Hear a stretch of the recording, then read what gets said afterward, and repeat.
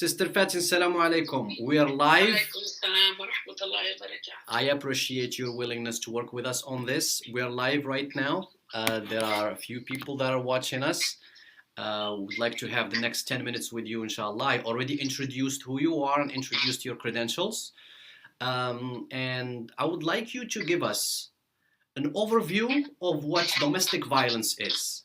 Because from my perspective, maybe I know a little bit more, but most people believe that domestic violence is limited to a husband beating up his spouse.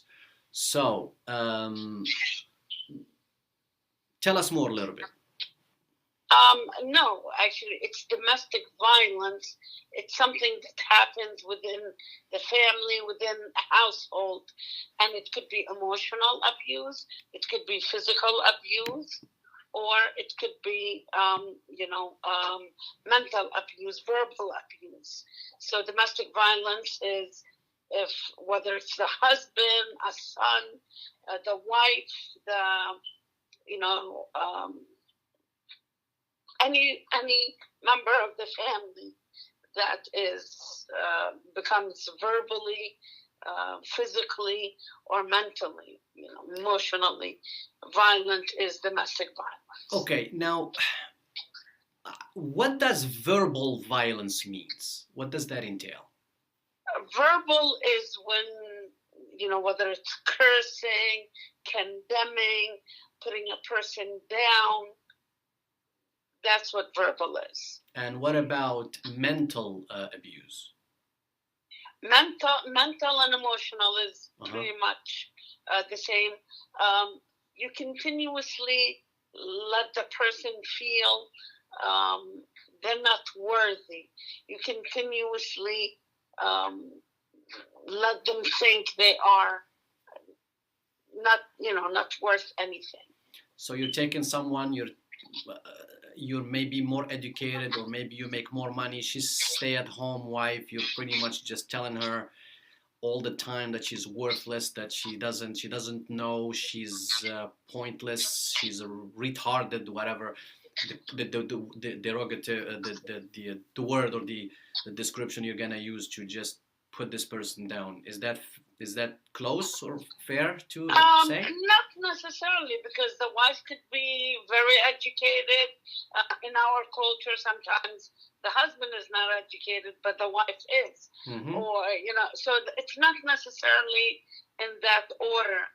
It's just, when a person is abusive, it shows that they have a lot of mental health challenges, issues, such as depression, such as low self-esteem, and sometimes in any culture, the way these people make themselves either forget or make themselves feel better about how they feel is by putting others down, like the bullies. I see. Most of the times when you confront a bully and you put a stop to what they're doing, mm-hmm. they're not that strong. You'll find out they have a lot of self-esteem issues. That's how they were making themselves feel better about themselves, mm-hmm. by putting somebody else down. Now, what are some of the symptoms that lead to us getting to the conclusion that there is a domestic abuse? How do you identify that? Or at what point can we say, let's explore emotional abuse? What does that mean? Like, at what point can you say that a spouse is abusing his or her spouse emotionally? I mean,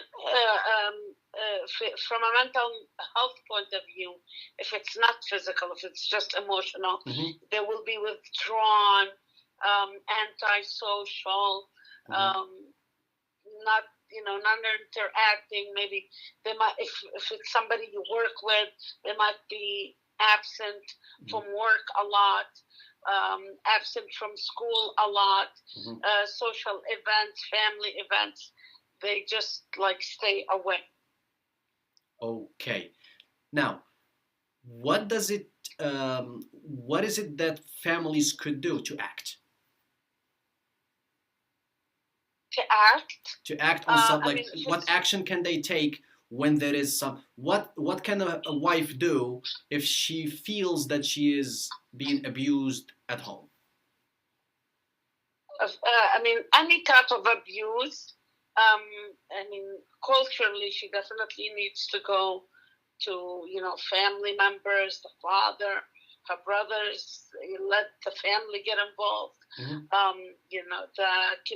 The imam, Mm-hmm. and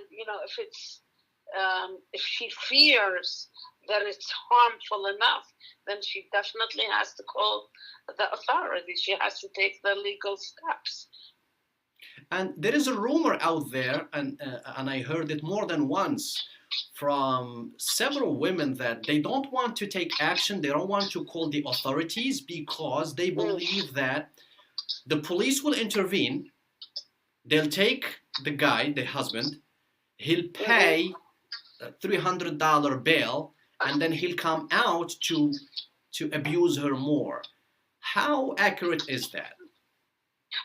It should not be that accurate. They do give her the steps of what she's supposed to do to stay safe. Mm-hmm. There's something called the restraining order. Mm-hmm. The judge will sign a temporary one, and then she has to go back to court and request, a full restraining order. Mm-hmm. She has to follow the steps, and definitely she has to protect herself. And then who provides these steps? I'm sorry, say that again? Who provides these steps that she has to follow? Well, the police will tell her, but I mean, she also has to know. She lived with this man. Mm-hmm. She knows what type of mentality he has and how he thinks. Mm-hmm. And she has to take the steps. I know the police will tell her, change the locks, make sure she's not out in the open where he could, get to her. My advice would be maybe she could have her brother come and stay over, the father, maybe she could move in with the family. Definitely she should not be alone with the kids, especially if there's kids. Oh. Now, my next question would be, how serious is domestic abuse in the Muslim community in the U.S., or based on your experience, at least in New Jersey? How serious is it? I mean, it's serious enough, just like any other community. We are not any different. My analyzation and many medical analyzation of domestic violence, it's a problem that needs to the person that is abusive should go through counseling, should go through therapy, should go see a psychiatrist, because it's definitely a mental health issue. And if they do not get the help, they'll continue on, even if it's from a spouse to another, from a family member to another.